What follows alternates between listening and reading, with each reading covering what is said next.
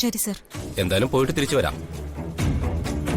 പരിപൂർണ ഭേദമായതിനു ശേഷം ഹോസ്പിറ്റൽ വിടുന്നതിനെ കുറിച്ച് നമുക്ക് ആലോചിക്കാം.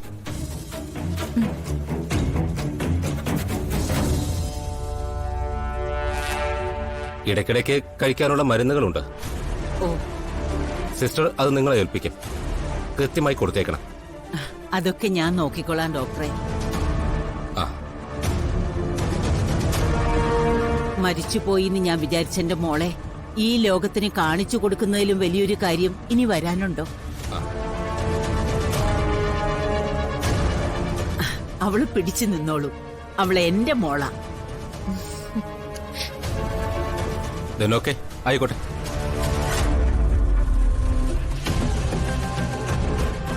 പ്രിയങ്ക, ജഡ്ജി ചോദിക്കുന്ന ചോദ്യങ്ങൾക്കൊക്കെ വ്യക്തമായി പ്രിയങ്കയ്ക്ക് മറുപടി ഉണ്ടാവണം. തനിക്ക് മനസ്സിൽ തോന്നുന്ന സംശയങ്ങളെല്ലാം പ്രിയങ്കയ്ക്ക് കോടതിയിൽ ഉന്നയിക്കാം. പ്രിയങ്ക സംശയിക്കുന്ന പേരുകൾ ചൂണ്ടിക്കാണിക്കുകയും ചെയ്യാം. അതിനൊന്നും ഒരു കുഴപ്പമില്ല. പ്രിയങ്ക, ആരെയൊക്കെയാണ് കൊടുക്കേണ്ടതെന്ന് നിന്റെ മനസ്സിലുള്ളതെന്ന് എനിക്ക് വ്യക്തമായിട്ടറിയാം. ഒരാളെയും വിട്ടുകളയരുത്, ഒരാളോടും ക്ഷമിക്കരുത്. ഇല്ല ഗൗതം, ഒരാളെയും ഞാൻ വെറുതെ വിടില്ല. ഒരു കാലത്തും വെറുതെ വിടില്ല.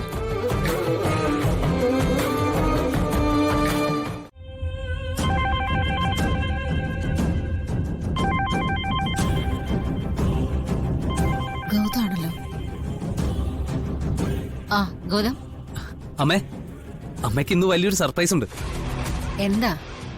ഒരുപക്ഷെ അച്ഛനെ അമ്മയുടെ അടുത്തേക്ക് തിരിച്ചെത്തിക്കും. എന്നെ ആശ്വസിപ്പിക്കാൻ വേണ്ടി നീ കള്ളൊന്നും പറയണ്ട. ഞാൻ അതുമായി പൊരുത്തപ്പെട്ടു. ഞാൻ പറഞ്ഞത് സത്യമാണമ്മേ. കണിമംഗലം ചന്ദ്രശേഖരൻ ഇന്ന് ചിലപ്പോ ജയിലിൽ നിന്ന് പുറത്തിറങ്ങും. അതിന് ചില കോടതി നടപടികളുണ്ട്. അത് വൈകാതെ ആരംഭിക്കും. ഗൗതം, നീ എന്തൊക്കെയായി പറയുന്നേ? അച്ഛൻ ആരെയും കൊന്നിട്ടില്ലമ്മേ. അച്ഛനെ ശിക്ഷിക്കാൻ ഒരു കോടതിക്കും കഴിയില്ല. കാരണം അച്ഛൻ മാത്രമല്ല ഇന്ന് കോടതിയിലെത്തുന്നത്. മരിച്ചുവെന്ന് നമ്മളൊക്കെ വിശ്വസിച്ച പ്രിയങ്ക കൂടിയാ. പ്രിയങ്കയോ? അവളെ ദഹിപ്പിച്ച് ചാരമാക്കിയതല്ലേ? ഇതുവരെ നമ്മുടെ എല്ലാവരുടെയും വിശ്വാസം അതായിരുന്നു. എനിക്ക് കുറച്ചു ദിവസങ്ങൾക്ക് മുമ്പ് ആ വിശ്വാസം മാറി. അവളെ ഞാൻ കണ്ടെത്തിയമ്മേ. മോനെ, എനിക്കിത് വിശ്വസിക്കാൻ പറ്റുന്നില്ലടാ. നീ വെറുതെ ഒരു കഥയുണ്ടാക്കി പറയുന്നതാണോ? അല്ലമ്മേ, അന്ന് കൊല്ലപ്പെട്ടത് പ്രിയങ്കയല്ല. അവളെ ഞാൻ കണ്ടെത്തി. എങ്ങനെയാണെന്ന് അറിയണോ അമ്മയ്ക്ക്?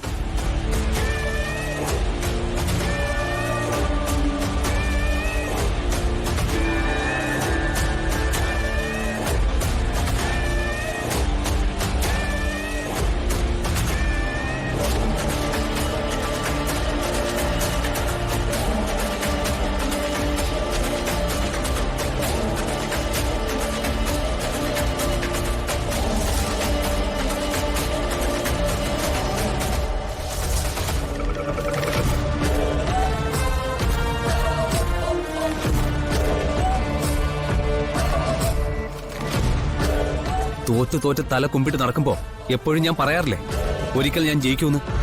ഞാൻ ജയിച്ചു. എന്റെ അച്ഛനെ ജയിലിൽ നിന്ന് ഞാൻ പുറത്തിറക്കും. അമ്മയുടെ കണ്ണീര് ഞാൻ തുടയ്ക്കും. അച്ഛൻ പുറത്തിറങ്ങിയാല് പ്രിയങ്കയെ വെച്ച് രാധികയോടുള്ള പ്രതികാരം നമ്മൾ വീട്ടിയിരിക്കും. അമ്മ ധൈര്യമായിട്ടിരിക്കും. കേട്ട വാർത്ത അമ്മയ്ക്കിപ്പോഴും വിശ്വസിക്കാൻ പറ്റിയിട്ടില്ലടാ. എല്ലാം സത്യമായിരിക്കട്ടെ. കുറ്റവാളിയെല്ലാം നിറഞ്ഞ് ചന്ദ്രേട്ടൻ തിരിച്ചു വന്ന അമ്മയ്ക്ക് ഇവിടെ കുറെ കണക്കുകൾ തീർക്കാനുണ്ട്. പ്രിയങ്ക ഇപ്പൊ നമ്മുടെ കയ്യിലാമേ. അവള് കണിമംഗലത്തുനിന്ന് പോയപ്പോ ആരൊക്കെ സന്തോഷിച്ചോ, ഇപ്പോ അവരൊക്കെ അവളുടെ ശത്രുക്കളാ. എന്ന് പറഞ്ഞ ശത്രുക്കളുടെ കാര്യത്തില് അവളും നമ്മൾ ഒറ്റക്കെട്ടാ. എന്താ വക്കീലെ, വീണ്ടും ഒരിക്കൽ കൂടി തോക്കേണ്ടി വരുമോ? കഴിഞ്ഞ തവണ ആരതി വർമ്മയുടെ കയ്യിൽ തെളിവുകൾ ഭദ്രമായിരുന്നു. പക്ഷെ ഇത്തവണ നിരായുധയായിട്ടാണ് ആരതി വർമ്മ കോടതിയിലെത്തുന്നത്.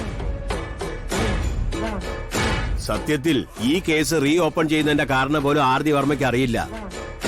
പ്രിയങ്ക ജീവനോടെ ഇരിക്കുന്ന ഒറ്റ കാരണം മതി ആരതി വർമ്മയുടെ ഇതുവരെയുള്ള വാദങ്ങളെല്ലാം പൊളിഞ്ഞു വീഴാൻ. ഇത്രയും ദിവസത്തെ ജയിൽ ജീവിതത്തിനിടയിൽ ഒരുപാട് ഞാൻ അനുഭവിച്ചു. ഓരോ വേദനകൾക്കും പകരം എന്ത് ചെയ്യണമെന്ന് ഞാൻ കൃത്യമായി മനസ്സിൽ എഴുതി തയ്യാറാക്കി വെച്ചിട്ടുണ്ട്. ഇന്നിവിടുന്ന് പുറത്തിറങ്ങിയിട്ട് വേണം അതെല്ലാം ഓരോന്നോരോന്നായി പൂർത്തിയാക്കാൻ. ആരതി വർമ്മയും സംഘവും ഇതുവരെ കോടതിയിൽ എത്തിയിട്ടില്ല. അല്ലെങ്കിലും അതങ്ങനെയാണല്ലോ. മീഡിയ അട്രാക്ഷൻ മുഴുവൻ പിടിച്ചെടുത്തുകൊണ്ടാണല്ലോ ആരതി വർമ്മയുടെ വരവ്. പക്ഷേ ഇന്ന് കോടതിക്ക് പുറത്തും കോടതിക്കകത്തും ചോദിക്കുന്ന കാര്യങ്ങളിൽ ആരതി വർമ്മയ്ക്കൊരു വ്യക്തത ഉണ്ടാവില്ല. ചന്ദ്രശേഖരൻ കണ്ടോളൂ, പുലിക്കുട്ടിയെ പോലെ ഈ കോടതിക്കകത്ത് വാദിച്ചിരുന്ന അവൾ ഒരു പൂച്ചക്കുട്ടിയെ പോലെ കോടതി മുറിയുടെ മൂലയിൽ ചുരുണ്ടുകൂടുന്നത് കാണാം. അതൊക്കെ ഇനി വക്കീലിന്റെ മിടുക്ക്. പക്ഷേ ആരതി വർമ്മയ്ക്കുള്ള എന്റെ സമ്മാനം അതുകൊണ്ട് തീരില്ല. കോടതിക്ക് പുറത്തു വെച്ച് അവളെ ഞാനൊന്ന് കാണുന്നുണ്ട്. എന്റെ ജയിൽവാസത്തിനുള്ള സമ്മാനം കൊടുക്കാൻ. ആ കാഴ്ച ഒരുപക്ഷെ കൊള്ളാവുന്നൊരു വാർത്തയായിട്ട് നിങ്ങൾ പുറം ലോകം അറിയും. അതൊക്കെ ചന്ദ്രശേഖരൻ എന്താന്ന് വെച്ചാ ചെയ്തോളൂ. അഹങ്കാരത്തിന്റെ അവസാന പടിയിൽ നിൽക്കുന്നവൾക്ക് തലയ്ക്കൊരു കൊട്ടു കൊടുക്കുന്നത് നല്ലതാണ്. നിങ്ങളുടെ മകനുണ്ടല്ലോ ഗൗതം, അച്ഛനോട് സ്നേഹവും ആത്മാർത്ഥതയും ഉള്ള ഒരാൾ. അയാളുടെ നിരന്തരമായ അന്വേഷണമാണ് പ്രിയങ്കയുടെ കണ്ടെത്തലിലേക്ക് എത്തിച്ചത്. പിന്നെ ആ സിഐയും. അറിയാൻ വക്കീല്, കൂടെ നിന്ന് സഹായിച്ചവരെ ആരെയും ചന്ദ്രശേഖരൻ മറക്കില്ല, ഒരിക്കലും മറക്കില്ല. എന്നാ പിന്നെ നോക്കാത്തേക്ക് പോ. കോടതി ആരംഭിക്കാൻ സമയമായി. വരും.